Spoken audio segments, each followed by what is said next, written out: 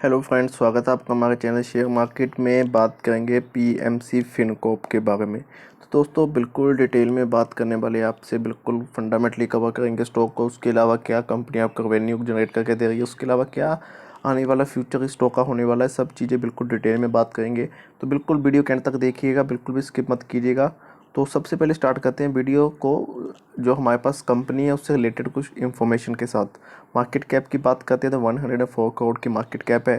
P की बात करें तो 57.3 है। बुक वैल्यू यहाँ कंपनी के ₹1.41 और करंट प्राइस कंपनी के लगभग ₹2.05 के करीब है। रिटर्न ऑन इक्विटी की बात करें तो काफ़ी कम है, 2.57% है, जो कि नॉर्मली आप कोई स्टॉक बाय करते हैं तो लगभग 15 to 18% होनी चाहिए। उसके अलावा डिविडेंड यील्ड की बात करें तो 0% है और फेस वैल्यू कंपनी की है ₹1। अब चलते हैं नेक्स्ट तो बात कर लेते हैं जहाँ पे कंपनी के प्रोज और कॉन्स की। तो दोस्तों कंपनी जो ऑलमोस्ट डेट फ्री है, लगातार अपना डेट रिड्यूस कर रही है। उसके अलावा कंपनी रिपीटेड प्रॉफिट बुक कर रही है लेकिन आपको डिविडेंड पे नहीं कर रही है। तो फ्रेंड्स उसके पीछे काफ़ी रीजंस हो सकते हैं कि कंपनी आपको डिविडेंड क्यों नहीं पे कर रही है। क्योंकि हो सकता है कंपनी जो भी उनको प्रॉफिट होगा हो उससे अपना जो डेट है उसको क्लियर कर रही हो, या फिर अपना बिजनेस एक्सपेंड कर रही हो, अपना रिजर्व इंक्रीज कर रही हो। तो काफ़ी ज़्यादा इसके पीछे रीज़न हो सकते हैं। उसके अलावा सेल ग्रोथ यहाँ कंपनी की कम हुई लास्ट 5 ईयर्स में, और प्रोमोटर्स की होल्डिंग भी थोड़ी कम है, केवल 20% है। तो फ्रेंड्स ये तो बात हुई कंपनी के रिलेटेड। अब थोड़ा सा नेक्स्ट चलते हुए बात कर लेते हैं यहाँ शेयर के रिलेटेड कुछ इन्फॉर्मेशन के बारे में। तो बात करें फ्रेंड्स यहाँ पे आज की, तो दोस्तों यहाँ पे हमें आज अपर सर्किट देखने को मिला है। बात लास्ट 5 डेज़ की करें तो गिरावट देखने को मिली थी। लास्ट 1 मंथ में भी गिरावट देखने को मिली। 6 मंथ की बात करते हैं तो 277% रिटर्न्स। तो फ्रेंड्स लगभग कंपनी ने आपका जो अमाउंट है उसको 6 मंथ में 3 गुना तक कर दिया है। तो यहाँ पे आप खुद इस चीज़ को आप यहाँ पे बरी करेंगे कि आप खुद देखिए, यहाँ पे कंपनी लगातार हमारे पास कंसोलिडेंट पीरियड में थी। उसके बाद अभी आपको यहाँ पे तेज़ी देखने को मिली। उसके बाद गिरावट जो देखने को मिल रही थी, क्योंकि प्रॉफिट बुकिंग तो होनी ही थी यहाँ स्टॉक में। तो प्रॉफिट बुकिंग के कारण इस स्टॉक में हमें यहाँ पे गिरावट देखने को मिली थी, लेकिन उसके बाद अब फिर से यहाँ पे अपर सर्किट्स लगने स्टार्ट हो चुके हैं। तो इसको अगर पेनी स्टॉक है तो एक थंब रूल जो याद रखिएगा कि कोई भी पेनी स्टॉक उसका मैक्स चार्ट हमेशा चेक कीजिएगा कि रेड में है या फिर ग्रीन में है। तो अब इस चीज़ को खुद देखिए कि इसका जो मैक्स चार्ट है वो बिल्कुल रेड में है। तो फ्रेंड्स इस चीज़ को आप यहाँ पे क्लियर कर सकेंगे। एक टाइम था जहाँ जब कंपनी का हमारे पास जो स्टॉक था लगभग 101 रुपीज़ पे ट्रेड कर रहा था। अब कंपनी इतनी ज़्यादा हमारे पास डेड हो चुकी है कि यहाँ पे एक टाइम था जब कंपनी का स्टॉक 0.38 पर भी था। तो इन स्टॉक्स का यहाँ पे हमें रिटर्न्स देने का सबसे बड़ा कारण ये है लिक्विडिटी। मार्केट में इसमें इतनी ज़्यादा लिक्विडिटी फ्रेंड्स हो चुकी है, कोई भी यहाँ पे इन्वेस्टर आता है, न्यू बिगनर आते हैं, स्टॉक का सिर्फ प्राइस देखते हैं। जितना सस्ता प्राइस होता है उसे देख के यहाँ इन्वेस्टमेंट कर लेते हैं, और उसकी वजह से यहाँ पे इन स्टॉक्स में आपको इतनी ज़्यादा रिटर्न्स देखने को मिल रहे हैं।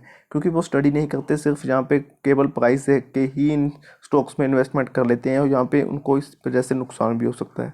तो इस चीज़ का बिल्कुल ध्यान रखिएगा। ऐसे ही स्टॉक्स में इन्वेस्टमेंट मत कीजिए, पहले उसके बारे में ब्रीफ में स्टडी कीजिएगा, उसके बाद ही आप इन स्टॉक्स में इन्वेस्टमेंट करिएगा। तो अब थोड़ा सा चलते हैं नेक्स्ट और बात कर लेते हैं शेयर के रिलेटेड और इन्फॉर्मेशन में। तो ये एक हमारे पास कंपनी की वेबसाइट है, welcome to PMC Fincorp limited की। तो यहाँ पे हम थोड़ा सा बात करेंगे कंपनी के रिलेटेड, कुछ उन्होंने इंट्रो वगैरह दिया हुआ है, इसको थोड़ा सा ब्रीफ में पढ़ने वाले हैं। तो PMC Fincorp limited is registered as a public limited company status in Uttar Pradesh. तो यूपी में हमारे पास ये फिनकॉर्प लिमिटेड की कंपनी है। तो company is incorporated on 4 February 1985। तो 1985 4 फरवरी की लिस्टेड कंपनी है। Undertake business of financial services. तो फाइनेंशियल सर्विसेज का बिजनेस है। The company registered and with Reserve Bank of India as a non banking financial company and against in activities included. तो यहाँ पे कंपनी जो है reserve Bank of India से हमारे पास रजिस्टर्ड है as a non banking financial company. तो हमारे पास जो कुछ यहाँ पे सेगमेंट्स है कंपनी पे जिसके ऊपर कंपनी वर्क करती है, सबसे पहले कॉर्पोरेट एंड पर्सनल फाइनेंस, उसके बाद है डेट एंड सिंडिकेशंस, उसके बाद है प्राइवेट प्लेसमेंट एंड अरेंजर्स, उसके बाद है distribution and marketing financial products. Then बात करें तो उसके बाद है dealing and investment in stock market. तो ये कुछ कंपनी के हमारे पास सेगमेंट्स हैं जिनके ऊपर कंपनी हमारे पास काम करती है लगभग पिछले काफ़ी ज़्यादा सालों से। तो फ्रेंड्स ये रहे कंपनी के काम। अब थोड़ा सा इसको ब्रीफ में जानने की कोशिश करते हैं, और उसके लिए चलते हैं फंडामेंटल्स के ऊपर। ये जानते हैं कि कंपनी के फंडामेंटल्स हमारे पास कैसे हैं। फंडामेंटल की बात करेंगे, सबसे इंपॉर्टेंट पॉइंट रिजर्व। तो कंपनी के जो रिजर्व में अमाउंट हमारे पास निकल के आया वो है 19 करोड़। तो फ्रेंड्स कंपनी के जो रिजर्व है उसको अपने लगातार हमें यहाँ इंक्रीज देखते हुए मिला है। 19 करोड़, पहले था 16 करोड़, उससे पहले था 15, फिर 8, फिर देन 874, 15। तो यह कंपनी लगातार जो अपना रिजर्व है उसको इंक्रीज़ किया है। लॉन्ग टर्म डेट की बात करें, कंपनी के ऊपर बिल्कुल भी लॉन्ग टर्म डेट नहीं है, पॉजिटिव साइन है, कंपनी बिल्कुल डेट फ्री है। बात करें शॉर्ट टर्म डेट की तो 10 करोड़ का कंपनी को भी शॉर्ट टर्म डेट है, लेकिन ये भी कोई बड़ा इशू नहीं है क्योंकि कंपनी ने लगातार जो अपना डेट है उसको कम किया है। तो ये एक पॉजिटिव साइन है कि कंपनी लगातार अपना डेट कम कर रही है। जैसे कि मैंने आपको स्टार्टिंग में बताया था कि यहाँ पे कंपनी लगातार क्वार्टरली अच्छा परफॉर्म करने के बावजूद आपको डिविडेंड पे नहीं कर रही है, तो उसका सबसे बड़ा रीज़न यही है कि कंपनी पर डेट क्लियर कर रही है। क्योंकि आप खुद इस चीज़ को देख सकते हैं, 19 करोड़ का कंपनी का रिजर्व है, अगर वो 10 करोड़ यहाँ पे डेट क्लियर करने में ही दे दे तो कंपनी का रिजर्व कितना कम हो जाएगा। इसलिए कंपनी जो भी प्रॉफिट आपको निकल के आता है उसको एज ए डिविडेंड देने की बजाय वो अपना डेट क्लियर कर रही है, अपनी परफॉर्मेंस को बेटर कर रही है। अब एसेट्स के बारे में बात कर लेते हैं दोस्तों। जहाँ कंपनी के हमारे पास जो टोटल एसेट्स निकल के आए हैं वो है 81 करोड़ के, जो पहले 87 थे, 88 थे। तो यहाँ कंपनी की हमारे पास जो एसेट्स है वो कम चुके हुए हैं। तो ये एक इशू है कि कंपनी के एसेट्स कम हुए हैं। तो इसके पीछे भी काफ़ी रीज़न हो सकते हैं कंपनी के एसेट्स के कम होने का। लेकिन अगर मैं ओवरऑल बात करता हूँ तो फंडामेंटल्स कंपनी के स्ट्रॉन्ग है। हालांकि एसेट्स कम हुए लेकिन उसके अलावा कंपनी ने काफ़ी ज़्यादा डेट क्लियर किया है, रिजर्व भी काफ़ी अच्छा है, पेनी स्टॉक है, काफ़ी अच्छे fundamentals. As a penny stock बहुत ही स्ट्रॉन्ग कंपनी के फंडामेंटल्स हैं। अब थोड़ा सा ये जान लेते हैं कि यहाँ पे कंपनी का हमें रेवेन्यू का जनरेट करके दे रही है दोस्तों। तो उससे पहले अगर मैं बात करता हूँ यहाँ कंपनी के 52 वीक्स की, तो जो कंपनी का लो रहा है वो रहा है 0.26। हाई की बात करते हैं तो ₹2.85। अब चलते हैं नेक्स्ट, तो बात कर लेते हैं कंपनी के रेवेन्यू के बारे में। तो दोस्तों उससे पहले आप हमारे चैनल पे नए हो तो प्लीज़ वो सब्सक्राइब कीजिए। तो फ्रेंड्स आप यहाँ पे देखिए कंपनी के रेवेन्यू एनुअली वाइज पहले कम कवर करने वाले हैं। तो यहाँ पे कंपनी के रेवेन्यू में पहले 14 करोड़ था, देन 7 हुआ, फिर 28 में फिर गिरावट आई 2018 में। देन उसके बाद फिर कंपनी ने अच्छा खासा आपको रेवेन्यू जनरेट करके दिया है एनुअली वाइज।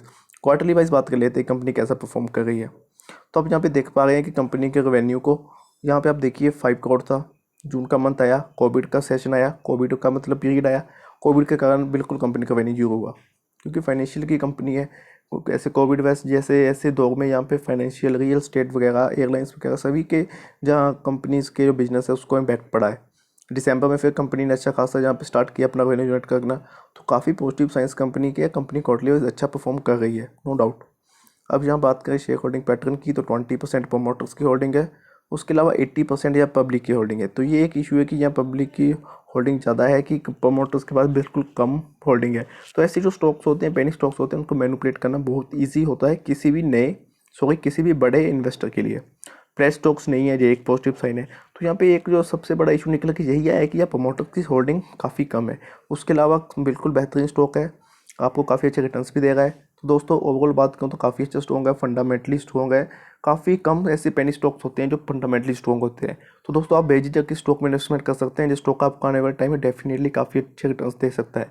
बाकी हम कोई आपको रिकमेंडेशन नहीं दे रहे हैं, आप खुद एनालिसिस करिए, अपने फाइनेंशियल एडवाइजर से एडवाइस लीजिए और उसके बाद ही आप इन स्टॉक्स में इन्वेस्टमेंट कीजिएगा। तो दोस्तों आज की वीडियो में इतना ही। आपको वीडियो कैसी लगी प्लीज़ कमेंट करके बताइए। उसके अलावा अगर आप हमारे चैनल पर नए हो तो प्लीज़ हमारे चैनल को जरूर सब्सक्राइब कीजिए और नेक्स्ट वीडियोज़ के लिए बेल आइकन जरूर दबाइएगा। धन्यवाद।